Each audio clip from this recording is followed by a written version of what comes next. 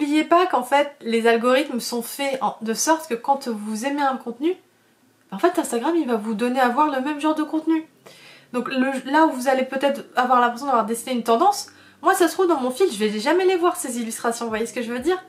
Donc attention aussi à ça, enfin par rapport encore une fois aux algorithmes d'Instagram, ça peut être très trompeur, parce que, enfin je m'en suis rendu compte parce que parfois mes étudiants ils me disent ah mais on voit beaucoup de ce genre d'illustrations et tout machin, en ce moment on voit que ça, et moi je dis bah non pas du tout en fait, je vois pas du tout ça dans mon fil, et je me suis rendu compte bah oui, enfin je le sais, on le sait en fait, les algorithmes ils sont vraiment basés sur votre façon d'utiliser Instagram.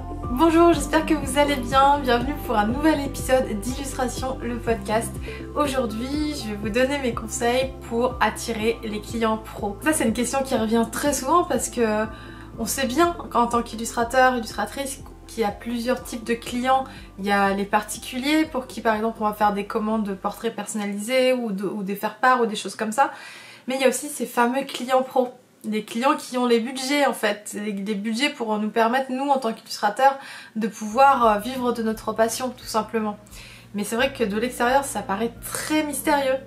Mais du coup moi je suis illustratrice depuis 2010 si vous ne me connaissez pas, et j'ai eu la chance très rapidement d'avoir un agent, et donc du coup j'ai pu découvrir un petit peu cette facette du métier et du coup en apprendre plus. Et c'est vrai que quand on passe de l'autre côté, on a l'impression que c'est vraiment qu'on rentre dans un truc qu'on connaissait pas en fait. Donc les conseils que je m'apprête à vous donner vont vraiment vous aider à vous démarquer des dessinateurs et des dessinatrices amateurs, amatrices, et en fait vraiment vous positionner comme une illustratrice ou un illustrateur pro, et envoyer ce message aussi à vos futurs prospects. Et en même temps, ça va vous permettre de vous sentir plus légitime, d'avoir plus confiance, donc d'éviter d'avoir des blocages mentaux qui peuvent vous empêcher de dessiner, qui peuvent vous empêcher de prospecter, etc. Parce que ce genre de blocage, beaucoup d'illustrateurs les ont, et en fait c'est important de pas laisser ça vous barrer votre chemin quoi. Donc aujourd'hui je vais vous donner mes conseils vraiment pour être plus légitime, attirer les clients pros et vous sentir plus en confiance. Alors mon premier conseil en fait c'est d'avoir un portfolio dans lequel on va retrouver des sujets variés et des sujets vendeurs. En fait l'idée c'est d'avoir des illustrations que vos clients vont pouvoir utiliser telles quelles, c'est-à-dire que des illustrations qu'on peut déjà voir par exemple sur des sites comme Shutterstock ou vous savez des sites de stock d'illustrations. Alors même si je suis pas fan de ce genre de site, je trouve que c'est un bon indicateur en fait d'aller sur ce genre de site pour voir un petit peu ce qui est très demandé en fait en termes d'illustration. Vous allez sur Shutterstock par exemple, vous cliquez, vous tapez illustration et vous verrez le type d'illustration qui ressort beaucoup, et ça va vous donner des indications sur le genre d'illustration qui éventuellement vous pourriez mettre dans votre portfolio. En fait l'idée d'un bon portfolio, moi c'est ce que je pense, c'est d'avoir donc des sujets d'illustration assez commerciales, assez vendeurs, et en même temps à côté des choses plus créatives dans lesquelles vous allez mettre en avant votre personnalité, où il va y avoir un twist comme ça. Même si vous faites des illustrations qui vous paraissent un peu commerciales, un peu vues et revues on va dire, essayez d'y ajouter un twist qui fait que ça sera vous, que ça sera reconnaissable et que ça sera plus intéressant que quelque chose qu'on a vu plein de fois. En fait un client pour se projeter il a besoin de voir dans votre portfolio ce qu'il veut en fait. C'est-à-dire que s'il veut des illustrations scientifiques ou des illustrations un peu de bureau où il y a des gens qui sont dans un bureau etc, qui travaillent etc. S'il veut ça et que vous dans votre portfolio vous avez rien de tout ça, et c'est sûr qu'il va pas faire appel à vous. Alors que sûrement vous pouvez le faire, il n'y a pas de raison. Mais il va pas se projeter, il va se dire non je le sens pas quoi, je préfère aller vers quelqu'un qui aura ce même genre d'illustration dans son portfolio. Par ailleurs généralement, hormis pour l'édition, vous savez les couvertures de livres etc qui peuvent être un peu pas forcément toujours très gaies, en général quand même, moi chez Collagène, mon agent, et ce que je peux constater un petit peu, c'est qu'en général les illustrations il faut qu'elles soient gaies, il faut qu'elles soient joyeuses, il faut qu'elles soient fun, il faut qu'elle soit fraîche, vous voyez, parce que c'est un petit peu la valeur ajoutée des illustrations en fait, c'est pour contrer en fait la photo. Souvent en fait, comme m'expliquait mon agent, prendre un café avec lui cette semaine, il me disait mais c'est vrai qu'en fait les magazines, parfois, ou les magazines ou les entreprises qui font appel à des illustrateurs, parfois c'est parce qu'elles n'ont pas le budget pour faire des belles photos, parce qu'en fait les photos, c'est un shooting, ça coûte beaucoup plus cher que d'embaucher un illustrateur. En fait, ça c'est bon de le savoir aussi, parce qu'il faut louer une salle, louer du matériel, peut-être embaucher des mannequins, enfin payer les photographes et tout ça, donc ça c'est un gros budget. Et en fait, souvent, les marques et vos prospects éventuels, les futurs clients, les clients pros, souvent, ils font appel à l'illustration pour justement contrer ce problème. C'est-à-dire qu'ils ont soit ils ont une photo qui est pas top, et ils se disent non, je peux pas utiliser ça, mais du coup c'est un portrait, du coup si un illustrateur part de cette photo pour faire un joli portrait un peu fun, avec des trucs qui partent dans tous les sens et tout, du coup ça donnera plus envie et ça sera cool, ça va vraiment rajouter de la valeur à notre magazine, à notre article, etc. Donc c'est vraiment à ça que ça sert en fait, l'illustration, à vraiment faire un petit peu rêver, rajouter un peu de magie en fait dans ses contenus. Donc vraiment en fait l'idée c'est d'avoir des illustrations qui sont à la fois vendeuses, et à côté vous pouvez avoir quelques créations vraiment personnelles pour qu'en fait on puisse voir votre personnalité quand même, parce que c'est ce qui va vous faire vous démarquer, si vous voulez, d'un autre illustrateur. Parce que bon, si le client il voit ce qu'il veut dans votre portfolio, il va vous embaucher si vous voulez, mais il va vous embaucher parce que vous correspondez à ce qu'il veut, mais il va pas avoir forcément le coup de cœur, il va pas forcément penser à vous pour d'autres projets, etc. Et vous n'allez pas marquer son esprit en tout cas. Donc c'est important que vous mettiez en avant votre personnalité, que vous essayez de chercher comme ça des fois ça peut être juste dans le traitement en fait. Vous savez, vous pouvez dessiner quelque chose de très basique, de très chiant même, j'ai envie de vous dire parfois, mais en faire un truc exceptionnel quoi. D'ailleurs justement, encore une fois, mon agent Vincent, en fait, il me disait mais j'adore mon métier, je m'en lasse toujours pas, parce que des fois j'envoie des briefs à mes artistes, et parfois ces briefs ils sont un peu compliqués, il se dit oh là là mais qu'est-ce qu'il va pouvoir faire à partir de ce brief, et en fait il reçoit l'illustration et là il en prend plein les yeux, il est émerveillé, il se dit mais comment à partir d'un brief comme ça aussi complexe, il a pu faire ça quoi, enfin vous voyez, c'est la magie de l'illustration. Donc voilà, je vous encourage à mettre des illustrations, des sujets vendeurs, des sujets demandés en fait, et à côté en plus des illustrations qui montrent votre personnalité, votre patte, etc. Donc mon deuxième conseil en fait pour attirer l'attention des pros, c'est de mettre en avant les projets pros sur lesquels vous avez peut-être déjà eu l'occasion de travailler. Même s'il n'y en a pas eu beaucoup, même s'il y en a eu un, deux, trois, mettez-les en avant, mettez ces logos là, il faut qu'on les voit ces logos, mettez les noms des marques dans votre profil Insta, mettez un bandeau de marque dans votre site internet, sur vos posts Insta en fait, vous pouvez mettre des logos aussi des marques, si c'est bien fait en fait, ça peut être très très classe.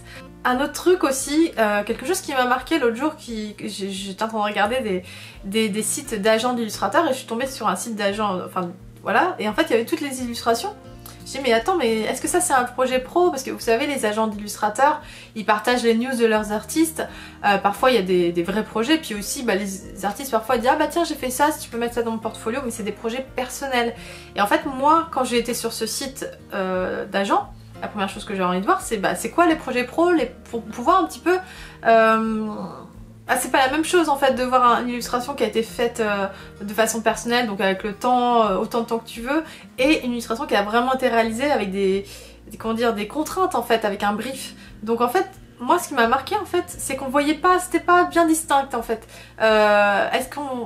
Voilà, ces illustrations, on n'arrivait pas à savoir si c'était des illustrations personnelles ou des vrais projets. Donc vraiment, si vous avez des vrais projets, je vous invite vraiment à faire en sorte qu'on le voit sur votre site. Mais donc c'est-à-dire que vous pouvez donc soit mettre un logo, ce que je vous disais, mais vous pouvez aussi soit faire des photos, par exemple si c'est un produit, si votre illustration elle est imprimée sur un magazine, sur un livre, sur une affiche, sur un produit quelconque, prenez des photos de vos produits en situation, parce que tout de suite, de loin comme ça, on voit tout de suite que c'est un vrai... Enfin, que c'est en tout cas, on comprend que c'est un projet. Alors après, si vous n'avez pas encore de projet, vous pouvez aussi faire des mock-up en fait, c'est-à-dire acheter des photos de magazines, etc. Mettre vos illustrations en situation dessus. Et par contre, bien dire que c'est des projets perso, ça peut créer la confusion, mais dans un premier temps, puis dans un deuxième temps la personne va voir ok c'est un projet perso, mais quand même j'arrive bien à me projeter, enfin voilà, la personne qui a un magazine et le directeur artistique va dire ah bah oui en fait je me projeterais bien avec cette illustratrice parce qu'il aura vu votre illustration dans un magazine. C'est aussi bête que ça. Les gens, les clients, ils ont vraiment besoin de voir ce qu'ils attendent en fait, ce qu'ils veulent, ce pourquoi ils veulent investir en fait. S'ils le voient dans votre portfolio, c'est tout bénef. Parce que du coup, il n'y a pas de risque en fait. Donc ça, c'est vraiment important de faire ça. Et ce que je vous conseille de faire, c'est d'avoir les deux en fait. C'est-à-dire, si vous avez fait une illustration pour un magazine, c'est de la mettre à la fois en situation dans le magazine et à côté, vous avez la photo de l'illustration en plein pot. Parce que c'est hyper important aussi qu'on voit bien vos illustrations en plein pot avec tous les détails, etc. Mais en tout cas, en fait, le fait de mettre soit un logo sur vos illustrations, le logo de la marque pour qui vous avez travaillé, ou de faire des mock-ups, etc.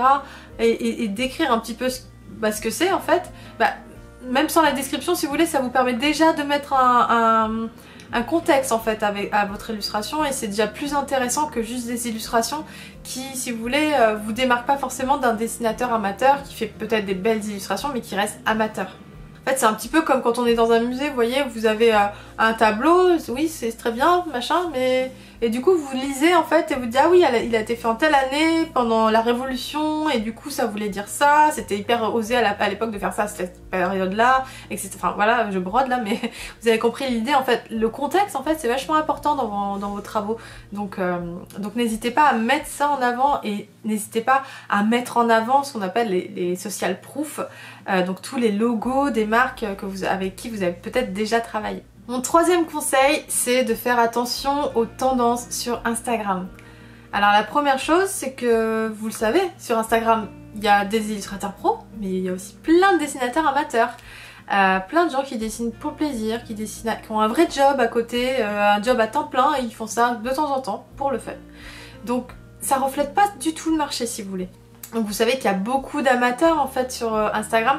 Donc en fait quand vous pensez suivre une tendance et vous dire tiens c'est ça qu'il faut faire, c'est ça qui est à la mode et tout, en fait si ça se trouve c'est une tendance mais de niche sur Instagram mais qui est pas du tout représentative du marché de l'illustration. L'illustration commerciale j'entends. C'est vraiment deux choses différentes en fait. Le monde d'Instagram et le monde de l'illustration commerciale c'est vraiment deux choses différentes.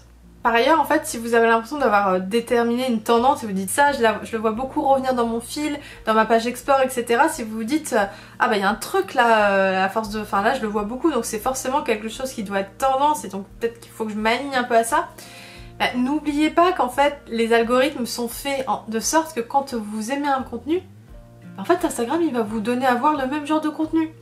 Donc là où vous allez peut-être avoir l'impression d'avoir dessiné une tendance, moi ça se trouve dans mon fil, je vais jamais les voir ces illustrations, vous voyez ce que je veux dire?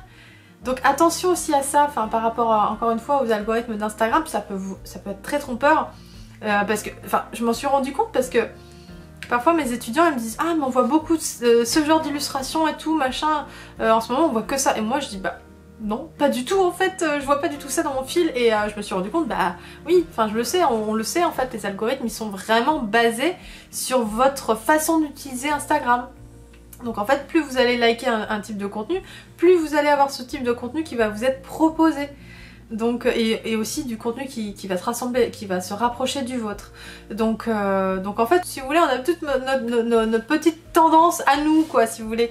Donc, et ça reflète pas encore une fois le monde de l'illustration, vraiment. Attention également à quand si vous partez de références photos, parfois je me rends compte même des illustrateurs qui ont un style très cartoon, je me dis ah tiens cette photo je la connais, parce que c'est une photo qui a peut-être vachement tourné sur Pinterest par exemple, et du coup je dis ah celle-là je la connais, parce que bon il y a des gens qui vont peut-être pas s'en rendre compte, mais il y a quand même des photos qui tournent pas mal et du coup quand on la voit ah oui j'ai déjà vu celle-là. Donc attention à ça aussi, si vous pouvez prendre des photos, hein, bien entendu, si vous avez un style cartoon, ou cartoon, quand je dis cartoon c'est un style semi-réaliste on va dire, donc pas un style réaliste mais un style voilà, vous pouvez très bien partir de références, il n'y a pas de souci, mais essayez de prendre des photos qui sont pas trop vues, revues, archi-vues, parce que des fois c'est un petit peu, ça se voit je trouve, donc attention à ça aussi, et du coup ça vous fait perdre un peu en légitimité si le client s'en rend compte, voilà. Et enfin, le quatrième conseil que j'ai envie de vous donner pour attirer l'attention des pros, c'est de créer votre site internet. Voilà, vous le savez, moi mon site internet c'est mon outil marketing préféré, mais c'est aussi vraiment l'outil vraiment que je préconise pour les illustrateurs, pour tous les illustrateurs, pour tous les créateurs, Parce qu'en fait, ben, sur votre site internet, déjà, vous allez pouvoir mettre vos créations en grand, hein, vous ne serez pas dans une petite vignette comme ça. Donc vraiment, vous allez pouvoir créer une sensation d'immersion en fait, montrer vos illustrations en grand, avec tous les détails, la texture, etc. Et ça, ça fait rêver, hein. Vraiment ça fait rêver pour le coup. Autant sur une grille, bon bah c'est ah ouais c'est joli, mais vraiment en plein pot, on en prend plein les yeux quoi. Donc déjà il y a ça, donc il y a cet effet waouh qui se crée quand on va sur votre site. Ensuite, c'est vous qui gérez la navigation de votre site en fait. Quand votre client il se trouve sur votre site, bah, il n'y a pas de distraction en fait. C'est vous qui pouvez mettre les boutons où vous voulez pour l'amener vers là où vous voulez, vers la page contact, vers la page machin, un truc, pour qu'il envoie de plus en plus et qu'il arrive à la page où il pourra passer commande avec vous. En fait, vraiment c'est comme un entonnoir en fait, un site internet. Et il n'y a que votre site internet sur lequel vous avez autant de contrôle en fait. Les réseaux sociaux, ça reste des réseaux sociaux, c'est fait pour se mélanger à la population, j'ai envie de dire, pour partager avec d'autres. Donc vous êtes en compétition en permanence avec d'autres personnes sur ces réseaux. Alors après, c'est important d'avoir des réseaux sociaux, attention, c'est important, par contre, c'est hyper important d'avoir un site internet. C'est primordial même. Et c'est vraiment l'outil qui va vraiment, pour le coup, vous démarquer des amateurs.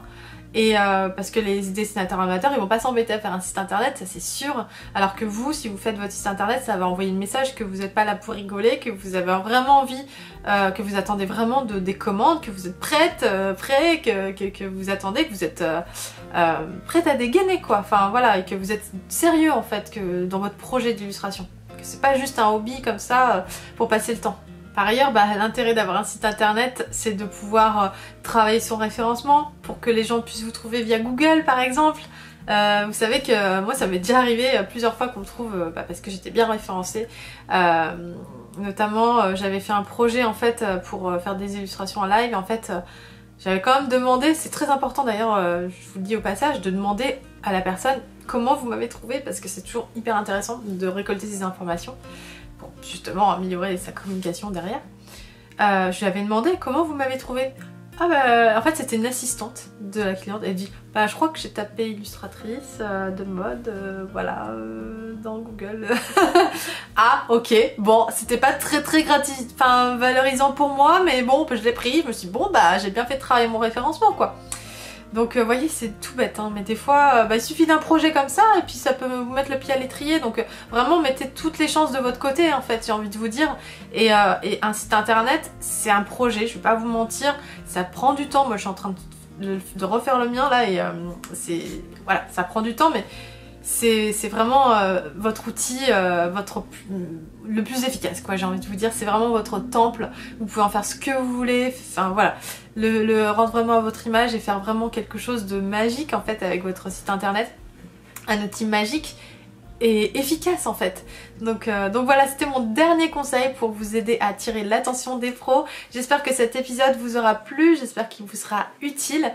Si vous avez envie de voir ou d'écouter d'autres conseils sur l'illustration, je vous invite à cliquer sur les vidéos qui vont se trouver dans l'écran juste après, ou à vous rendre sur mon blog sur elodie-illustrationvacarnes.net/blog. Pour l'heure, je vous souhaite une très belle journée. Je vous dis à la semaine prochaine, même jour, même heure, pour un prochain épisode d'Illustration le podcast. Prenez bien soin de vous, je vous embrasse. Bye bye.